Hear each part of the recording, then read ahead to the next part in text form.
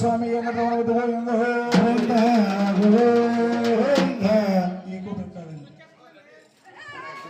Light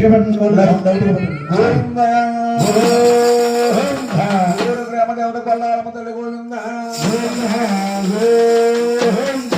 చూడండమ్మా, ఈ గౌరీ విత్తు తిరుమల తిరుపతి వెంకటేశ్వర స్వామి గర్భగుడిలో ఉంటుందండి. సేవ చేసే గురువు గారి దగ్గర ఉంటుంది. ఒకరు పసుపు రాయాలండి, నీళ్లు పోయాలి, కుంకుమ బొట్లు పెట్టి దేవుడిని నేను లోపల గోవిందండ తీసుకెళ్ళాను. అవునండి. గోవింద